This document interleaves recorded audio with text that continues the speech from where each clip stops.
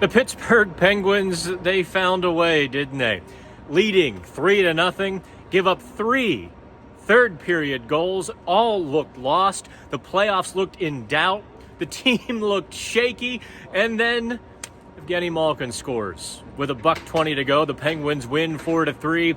Everybody is happy, and all the good things they did in the first 40 minutes, well, they matter. Again, as the Penguins get a regulation win, they effectively end the Washington Capitals' playoff hopes. The Capitals are now 6 points back. I think they only have 8 games to go.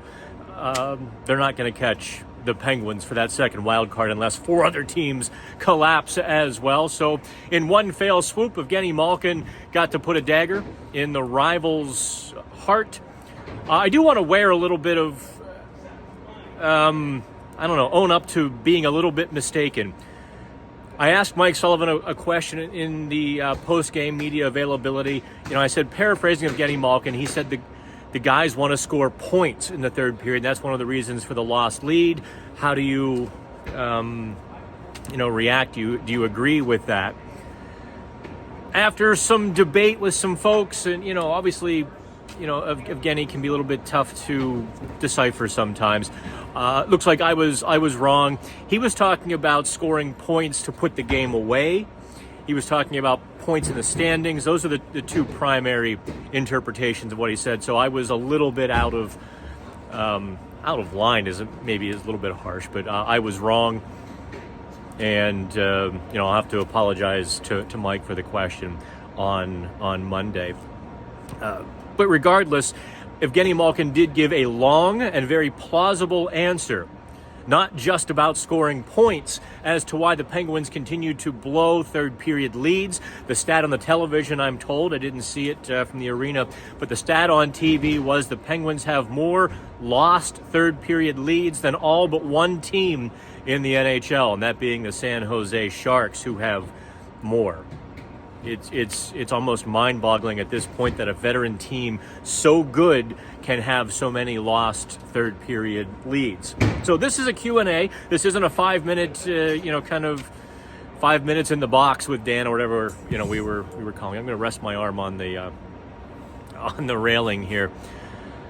Our first question tonight comes from Jen D. Why doesn't Todd Reirden get any criticism? He runs the power play and the defense. Does anybody really run the Penguins power play, Jen? That would be my counter to the criticism. I watched Reirden run practice or, the power play scheme on Saturday morning.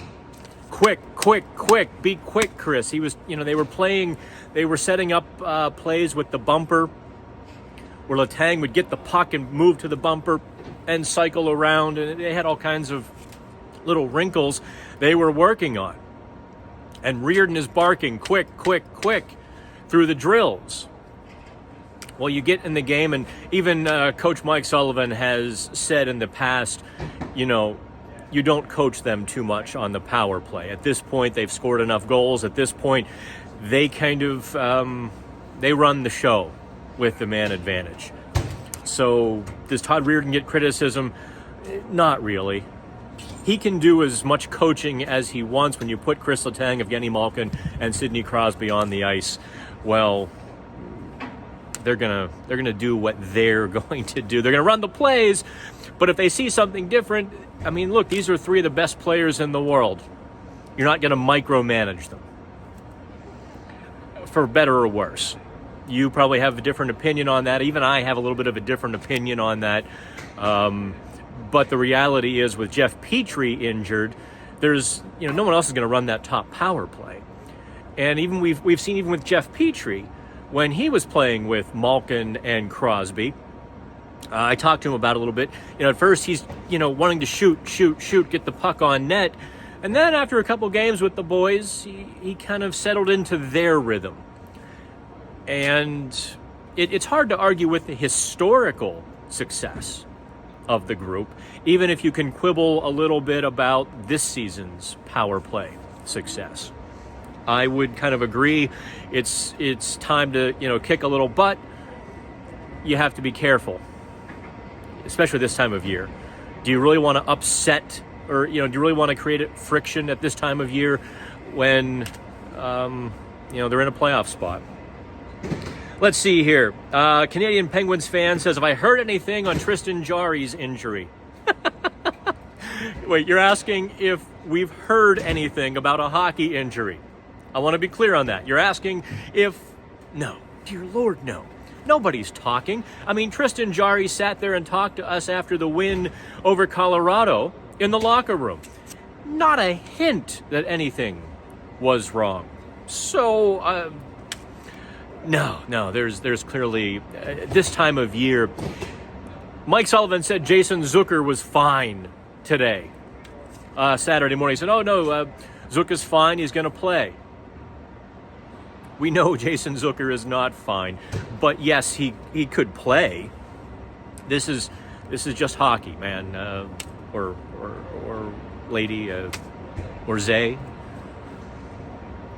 They'll never tell us. Let's see here. Tichow says, do I feel Rust should be demoted to the third line? He's been meh on 87's wing. He's got a two-part question, so we'll handle that part first. Do I think Rust should be demoted? I don't think he's been meh on 87's wing. Look, the great strength of Brian Rust's game is that even when he's not scoring, he's doing so many of the little things to help the team win. Or that's maybe a little bit of a coaching cliche.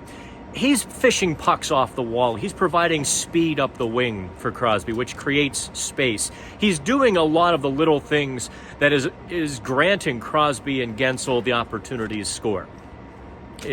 If you need a microcosm of Brian Rust's season, it was tonight. I think in the early second period, Rust and Gensel are at the net whacking at a puck. They get it through Darcy Kuemper. Whether it would have been Rust's goal or Gensel's goal, I don't know. And the defenseman clears it before it gets across the goal line. That's just been Brian Rust's season all year. If you put him on the third line like they did Rickard Rakell, I don't necessarily consider that a demotion so much as it would be just balancing the lines. Who would you put? Let's see here. No, you're not going to put Mikael Granlund in the top six for, I think, a long period of time. I don't know that Granlund brings the speed to play with Crosby, and I don't think he brings the defensive game, the physicality, the heaviness on the wall, those sorts of things to play with Malkin. So I don't necessarily like that combination. Therefore, really only... I think they tried that with Rakell and Granlund on Malkin's wing, and it didn't last so long, did it? Let's see here. Second part of, I'm kind of using just abbreviations here, to Chaum's tweet to us tonight. What do I feel about Drew O'Connor playing less than 8 minutes a game? Shouldn't he be playing more? In theory, you're correct, and I agree with that. I think Drew O'Connor has been fantastic, and increasingly so, over the last 3-4 weeks. Really, for the month of March, I think his ascension began. However, here's why I would say that O'Connor stays with the fourth line, because he's made that line viable. Drew O'Connor with Jeff Carter has taken a crater and filled it in the Penguins lineup. If you want to play, I might argue that O'Connor should play more in the third period, say in place of Danton Heinen. If Mike Sullivan shortens the bench, that's maybe where I would go. Otherwise, just think of how momentous that is. Everyone just crowed all season. Replace Jeff Carter, Jeff Carter, bottom six. Well, Drew O'Connor is doing a lot to elevate that bottom six and the Jeff Carter line. So, while in theory you want to see O'Connor play, say, 12 minutes because of the way he's playing, you can't deny the overall benefit by keeping him where he is. Sometimes the pieces, I guess I should say sometimes 2 plus 2 doesn't equal 4. And you have to kind of just figure it out. And I think Sullivan has largely figured it out on where to keep O'Connor. He was a little bit quiet, I think, against the Capitals, but you can't be great every game and create the scoring chances. If you watched 11 on the Ice Saturday evening, 7:30, kind of the pregame into the pregame on a different channel. We were on WPXI. By the way, the ratings have been pretty good, so thank you for that. Borky and I both put O'Connor as our number 2 star for the week. And that's how well he's been playing. But there again, balance and just filling in that crater is all I can tell you on that. Let's see here. Roddy says, or asks, what are the odds the Penguins get the blue line together before the end of the season? Almost 0. Because Pettersson can't come back until the final game or 2. And he's not even skating yet. So we're kind of to that point. If he were to come back by April 11th, you would think he'd start skating within the next week. Haven't seen him, on the ice yet, even working with the skills coach or anything like that. Dmitry Kulikov, same deal. Jeff Petrie, I think, is getting closer. He was part of the morning skate. They're being cautious with Jeff Petrie. I don't want to read too much in it. I think if I repeated Jeff Petrie's words verbatim, you might get the wrong impression, because he said, we want to be sure. We don't want this to, linger and I be out longer. So they're making sure he's ready for the lineup, because they don't want this to be a nagging, whatever it is, after the collision between he and Tyler Mott against the Rangers a week ago. So they're being, I think, they're taking some precautions to make sure they have Petrie for the playoff run. I dare say after the win on Saturday night, the Penguins are probably 80% chance. That's just me not looking at the playoffstatus.com yet. 3 points up with 9 to go. Let me do the quick math for you here. That means if the Penguins win 5 of their 9 games, and they've got a few, I hate to call them soft games, but teams that are in the lottery, the Flyers, the Blue Jackets, the Blackhawks. They've got these teams on the schedule. So, Red Wings too. Couple games against the Red Wings. If the Penguins, let's say, win 5 of 9, seems rather doable, doesn't it? That's 10 points. That means Florida has to get 13 points in their final 9, which is 6 wins and a tie, or 5 wins and 3 loser points. That's quite a haul that the Florida Panthers need to get.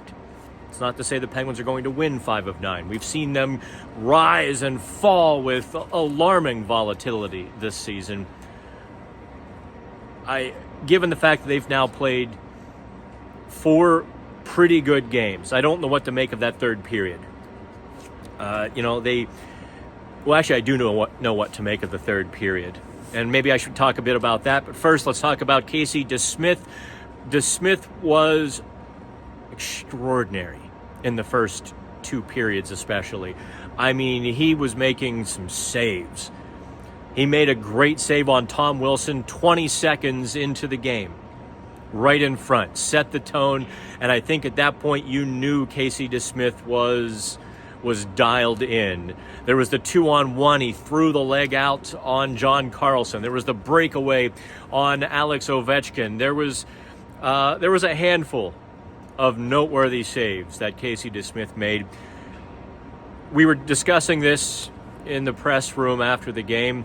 I'll give you my opinion. I'm sure you'll hear some other people's opinions over the coming days. I think at this point, Casey DeSmith has to be strongly considered for the next start against Detroit, regardless of Tristan Jarry's status. I think you go back to DeSmith on Tuesday, and boy, if he plays well again, you play him again Thursday. I think at this point, Casey DeSmith is the hot hand, and I think at this point you ride him. Every win counts. And then if you stack a few wins, I would put Casey DeSmith back in, or not Casey DeSmith, Tristan Jarry back. That's how I would do it. I don't necessarily think that's how Mike Sullivan will do it. This is why he makes millions of dollars, and I write for a living. That's probably how it gets broken down, right? We don't get a vote on how things go. Although the Penguins are still, I would put them in a desperation category still. Look, they lose 2 games in a row, and Florida wins 2 games in a row. This flips again, and the Penguins are 1 point behind. That's still kind of a small margin. We think of 9 games in total. The Penguins have a huge advantage, but they can give that advantage away in a heartbeat. We've seen them do it all season. They go into Detroit, they lose, and then they feel bad, they lose the next game. And all of a sudden, Florida, with Keith Tkachuk really filling the net down in Florida. So I would not put them out of the woods yet. Every single game is kind of a must-win until they get more than a 3-point lead, or until they have a 3-point lead with 1 game to go. And then you can rest and relax. But I think Penguins fans should take heart. If you're looking for optimism, if you're looking for glasses half full, the way the Penguins have played in the last 4 games, really outplaying Ottawa, but missing one key ingredient, getting to the net. Really stuffing the Colorado Avalanche in Denver. The Avalanche had won 6 in a row. The Penguins stuffed them on, it was Wednesday night, was it? Believe me, my days have all run together.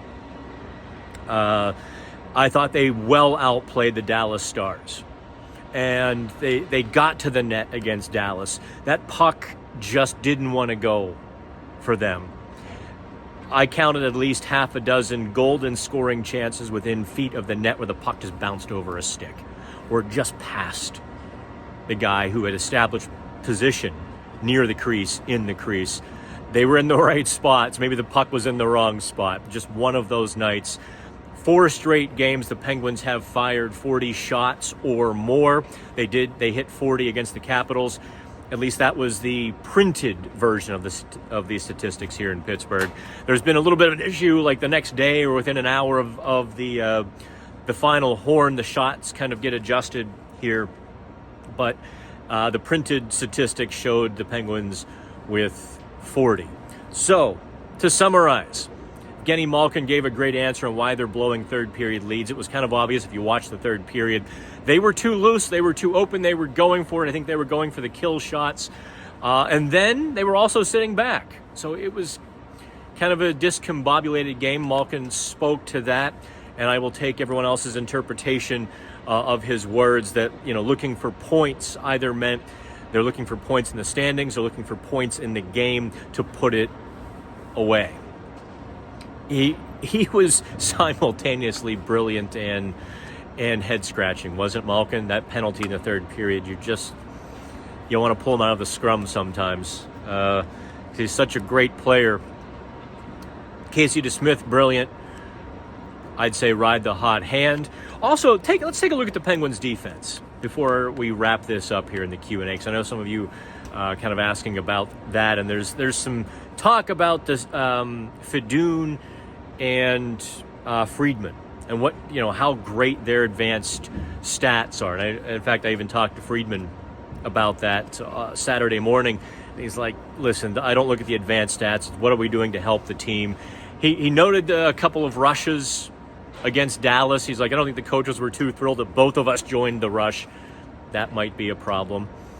It is, but I think Friedman has proven himself to be a pretty steady NHL defenseman that it is worthy of a sweater and a roster spot. Again, I guess I disagree with 32 GMs as Ron Hextall's put him through waivers this season. Nobody grabbed him. If I'm a GM somewhere, I scoop him up in about a heartbeat. But there again, I don't get a vote. If you get a chance, check out the Penguins Notebook on Pittsburgh Hockey Now from Saturday afternoon. We went through Philip Hollander's wild recalls. That poor guy can't catch a break. His first, I didn't know the story. Obviously, he was an emergency recall on Thursday in Dallas. Didn't get there in time. He and Dustin Tokarski were racing from Wilkes-Barre to Dallas, and Tokarski showed up for the third period. Hollander was sent down right before puck drop so that presumably Jason Zucker was the injured guy. He certainly looked it so that he could play on Thursday. So Hollander probably went through hell traveling, probably in the airplane or just landing somewhere, and gets sent down. Then has to go back. His first recall, April 7th, 2022. He's in Wilkes-Barre. He's on the golf course. I'll tell the story real quick. You can read more about it. On the golf course, gets the call, has to run to the arena, grab his equipment on a minute's notice. His skate boot had been busted the night before. So with a busted skate and a pregame meal of a couple Sheets hot dogs, he makes his NHL debut with a few minutes to spare. So that poor guy he deserves a calm, easy day for his next NHL game, that's for sure. That's probably everything I've got here from PPG. Penguins, Red Wings on Tuesday. Dave Molinari is headed to Detroit. I'll be providing some analysis and some home coverage on Tuesday. That will do it for us here on the Pittsburgh Hockey Now and the National Hockey Now YouTube channel. If you've come this far, like and subscribe, please, and thanks. Keep watching us on television as well. Final word Sunday night, Cale Berger and Chris Carter, I think, will join us. So Chris will be getting real in deep with the Pittsburgh Steelers while I look at him like, huh? And I'll get it deep in the Penguins. He looks at me like, huh? It's a perfect match. We'll do that Sunday night on WPXI at 11:30. Join us then, too. All right, take care, kids.